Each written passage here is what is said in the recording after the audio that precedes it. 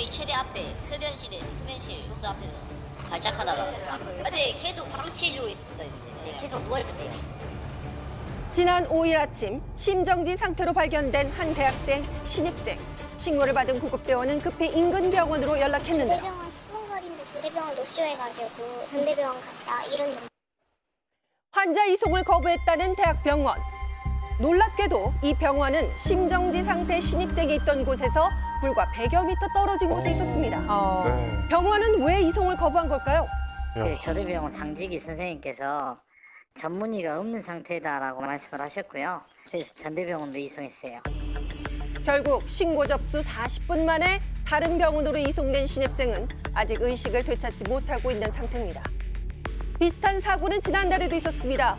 12시간째 출혈이 멈추지 않는다며 119에 도움을 요청한 80대 남성. 계속 나니까 또 겁이 나서. 한참 응급실과 통화하던 구급대원은 이내 믿기 힘든 얘기를 꺼냅니다. 새벽에 출혈 계속되고 또 어지러우면 신고는 해보세요. 근데 아마 병원은 또 가기 어려울 거예요. 수개월째 계속되는 응급의료의 공백 속에 위기에 내몰리고 있는 환자들. 계단에서 미끄러졌는데 30분도 넘게 기다린 거예요, 지금. 그러면 내가 한번 만나려고. 아까 왔다가 또 급하니까 가셨나 본데. 여러 병원을 돌고 돌아 간신히 이곳에 왔다는 한 환자. 애타게 치료를 기다렸지만 이내 돌아 나오는데요. 네, 치료 볼 사람이 없어요. 결국 의사 얼굴 한 번 보지 못한 채 다른 응급실을 찾아 발걸음을 돌립니다. 이게 진짜 현실이네요. 그렇죠. 치료받을 병원을 찾아 헤매는 일명 응급실 뺑뺑이. 최근 심상치 않게 일어나고 있습니다. 저희들이 얼마 전에 그걸 당했어요. 응급실 뺑뺑이. 계속 거부당하고 갈 데가 없어가지고 어떡하죠? 소아과가 없다고 계속 거부당하다가 겨우 왔거든요. 어른들이 아픈 거는 뭐 어떻게 하겠는데 애들이 아픈 게 걱정되는 거예요. 지난 4일엔 충북 청주에서 교통사고를 당한 남성이 무려 120km나 떨어진 강원도의 응급실에 이송되기도 했습니다.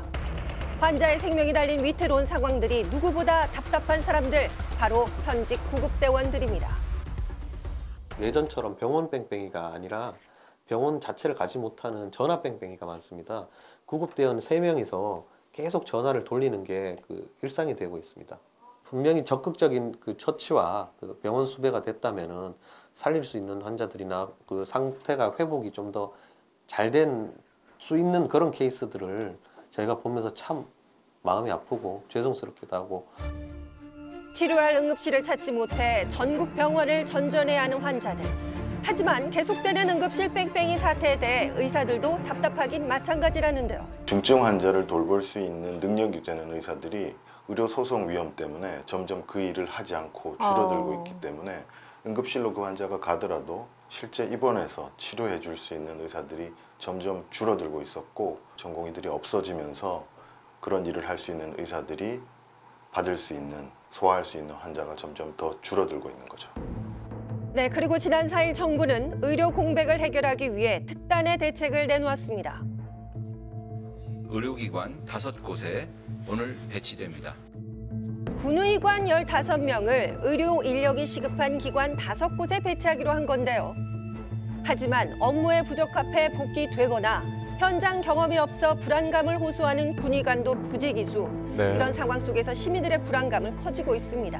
누가 잘하고 누가 잘못하는지는 모르겠지만 피해는 고스란히 일반 환자들한테 그런